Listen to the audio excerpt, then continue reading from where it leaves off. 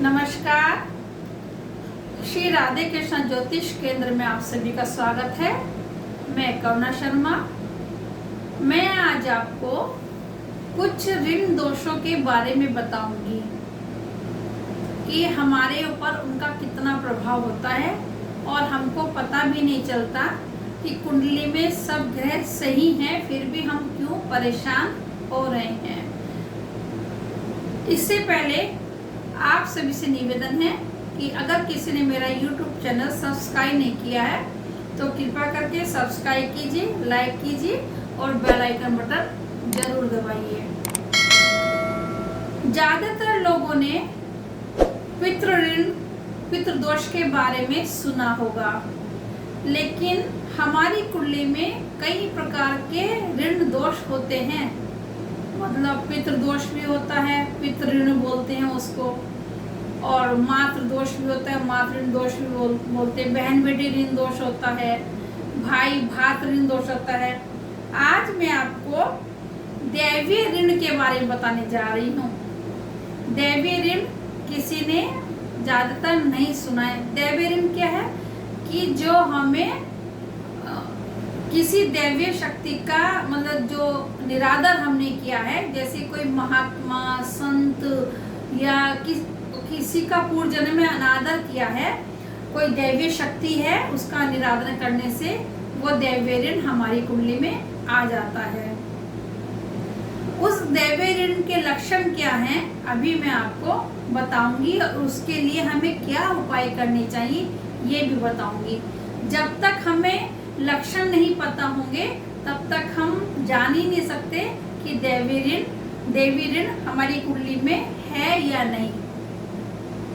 जो दैवीय ऋण होता है उसकी पहचान क्या है कि अगर हमने जाने अनजाने में किसी के पुत्र को, वंश को खत्म करने का प्रयास किया है तो उससे दैवीय ऋण आ जाता है।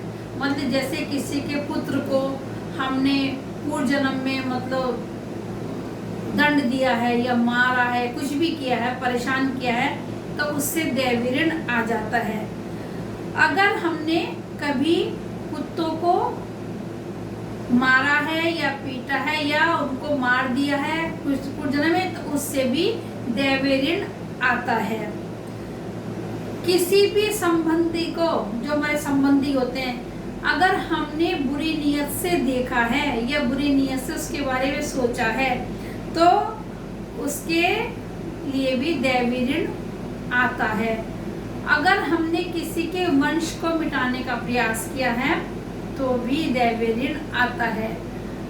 अगर हमने पूर्व जन्म में बहुत ज़्यादा, मतलब अब तो गर्भपात नहीं होते हैं इतने, पहले बहुत गर्भपात करते थे लोग, तो अगर हमने गर्भ में ही शिशु को मिटाने का प्रयास किया है, मिटाया है, तो विशेष रूप से जो बालिका होती हैं, शिशु जो लड़की होती हैं, उनके लिए तो भी दैवीय ऋण आ जाता है।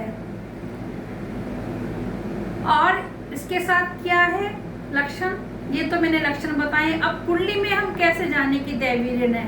कुंडली के 12 भाव में 1 से लेकर 1, 2, 3, 4, 5, 6, छठे भाव में केतु होने से दैवीय ऋण होता है। अगर वहाँ चंद्र मंगल भी हो और केतु पीड़ित हो तो भी दैवीय ऋण पैदा हो जाता है। अब हमको इसके अनिष्ट फल को मिटाने के लिए क्या उपाय करने चाहिए ये मैं आपको बताऊंगी।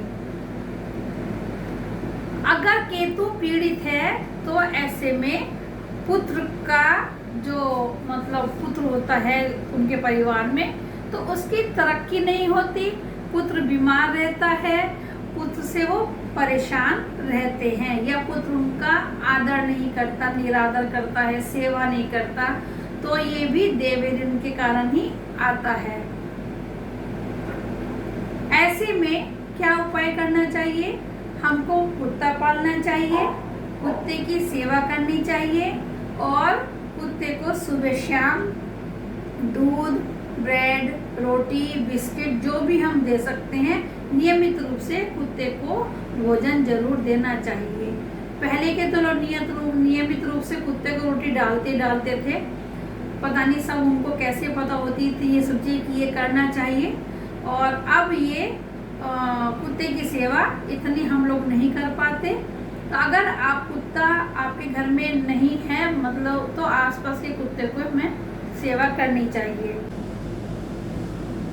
जो बाहर हमारे मोहल्ले में, गली में कुत्ते होते हैं, उनकी हमको सेवा करनी चाहिए। उनके पानी का, दूध, ब्रेड, रोटी का इंतजाम करना चाहिए।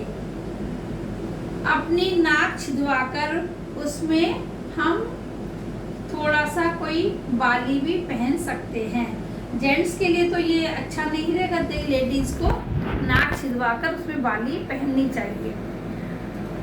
अगर आपके आसपास कोई ऐसी स्त्री हैं जो बहुत परेशान है और जिनके मतलब जो पति हैं वो नहीं हैं, या जो विधवा स्त्री हैं, परेशान हैं, दुखी भी हैं और साथ में उनकी कोई देखरेख करने वाला भी नहीं है, तो आपको उनकी पूरी जिम्मेदारी लेकर उनका मतलब देखरेख करनी चाहिए। जिम्मेदारी पूरी न ले, लेकिन उनके मान सम्मान में कोई कमी नहीं रखनी चाहिए। उनके हालचाल लेते रहें, उनकी कुछ मदद भी करें, समय समय पर उनका मतलब ख्याल रखें।